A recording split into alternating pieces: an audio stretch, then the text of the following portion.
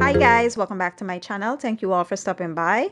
So today I'm going to be unboxing and reviewing this Vevor stand mixer, and I'll also be doing a recipe to test it out, so you want to stay tuned for that. Now this is the mixer when I unbox it, and I'll show you everything that came with the mixer. We have here the red spatula that it came with, as well as the manual, of course, to show you how to operate the appliance. It has, this is a whisk, I think, and it came with a beater or a scraper or whatever you want to call this, and a dough hook. It also has this cover, so when you're using the whisk, you can put this on just to prevent the things from flying out of the mixing bowl. And yeah, it's super straightforward. This is how you open it up. And the bowl is huge. When I saw this bowl, I thought of Christmas black cake right away. I was thinking of black cake because I know I'm going to enjoy making black cake in that bowl. It is so big. So I'm going to go ahead and just wash this, give it a quick rinse, and I'll be back to show you how it works. So now I'm done washing it up. I'll go ahead and just place it back in here. And it's so easy to assemble. You just want to put it in there and twist it to the left. And yeah, that's it. And we're going to be using the dough hook. So you're going to put that all up in there and just twist it to the right.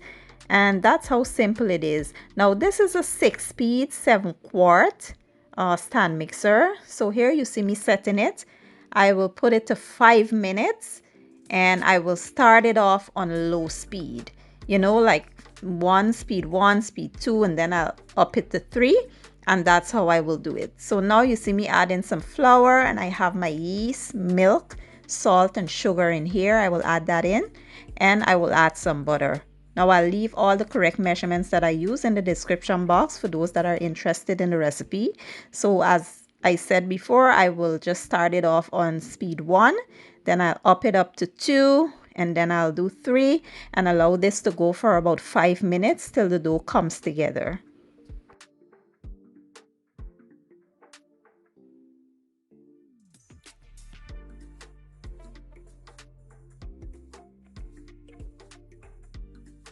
After about 5 minutes, the dough came together perfectly. So now I will remove it from the mixing bowl, place it into a separate bowl, which I have greased, and then I will cover it and allow it to rise for about 1 hour.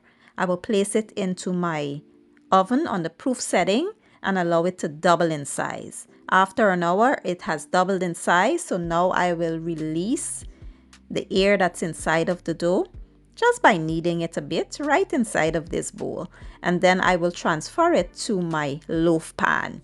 I already greased the loaf pan ahead of time, so I will place the dough into the loaf pan and allow it to rise for about 30 minutes.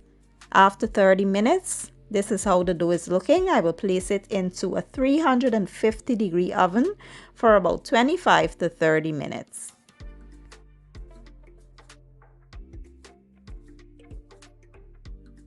After about 25 minutes, this is what we have here. It smells and looks absolutely divine. Now I will brush some softened butter over top and allow it to cool down a bit before I show you what it looks like on the inside. After 10 minutes, I will remove it from the pan and place it onto my wire rack and allow it to cool. So now let's see what this looks like on the inside. I already know because I've made it a million times and it's always perfect. You can see me ruining the shape of the bread by simply touching it to slice into it. That's how soft this bread is. It is so pillowy and soft. It literally melts in your mouth, especially when you eat it hot. Yeah, it's perfect. I hope y'all give this recipe a try. I will leave all the ingredients and the measurements in my description box. I did enjoy it with some nice softened salted butter, and it was absolutely divine. Now, as far as the stand mixer, I find that it worked really great. It's very affordable, and if you were always on a budget like me, This is something you should look into.